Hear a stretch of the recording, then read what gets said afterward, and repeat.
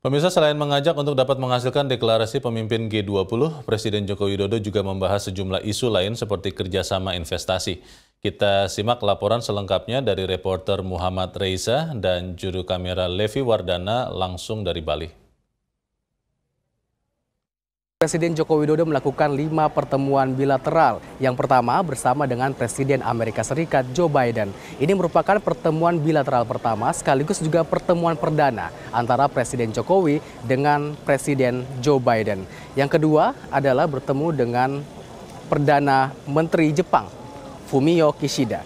Kemudian berikutnya bertemu juga dengan Presiden Komisi Eropa, dan selanjutnya bertemu dengan Presiden Turki Erdogan, dan terakhir bertemu dengan Perdana Menteri Australia Anthony Albanese. Ada beberapa hal yang dibahas dalam pertemuan bilateral ini termasuk adalah kerjasama investasi. Misalnya pertemuan dengan Presiden Amerika Serikat Joe Biden. Pada saat ini pemerintah Amerika telah mengembangkan sebuah kerjasama baru yang disebut ada 8 inisiatif kerjasama baru antara Indonesia dan juga Amerika. Ada beberapa poinnya, diantaranya adalah program Millennium Challenge Corporation Compact atau MMC Compact yang total investasinya mencapai hampir 700 juta dolar Amerika Serikat yang nantinya akan mendukung pengembangan infrastruktur transportasi berkualitas tinggi yang sadar akan iklim. Kemudian ada juga program Sustainability Fishing and Marine Biodiversity. Ini juga melindungi keanekaragaman hayati laut Indonesia dan juga ekosistem bakau yang kritis. Kemudian ada juga carbon capture.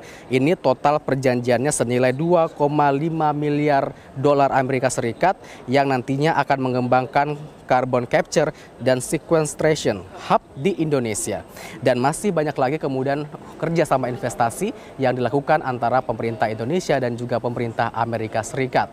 Sementara itu ada juga beberapa pembahasan terkait dengan hal-hal yang menyangkut keadaan kondisi dalam negeri negara tersebut.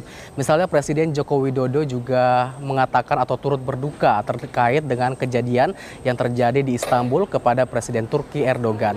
Dan juga ada Perdana Menteri Jepang Fumio yang menyampaikan bahwa pertemuannya dengan Presiden Joko Widodo ini menandai hubungan 65 tahun hubungan diplomatik Indonesia-Jepang, dan juga kalau kita ketahui bahwa Jepang nantinya akan menjadi keketuaan untuk presidensi G7 dan juga nantinya Indonesia akan menjadi keketuaan untuk ASEAN, dan ini juga sekaligus menandai hubungan bilateral antara ASEAN dan juga Jepang.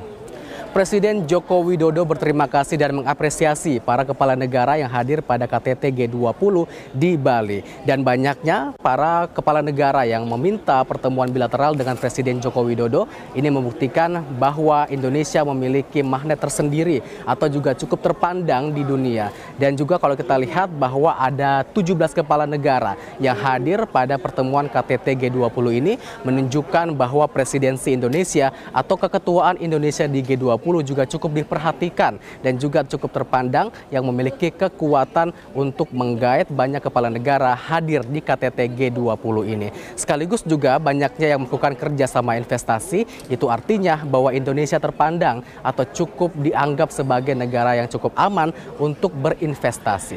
Dari Nusa Dua Bali, Muhammad Reza, Levi Wardana, Metro TV.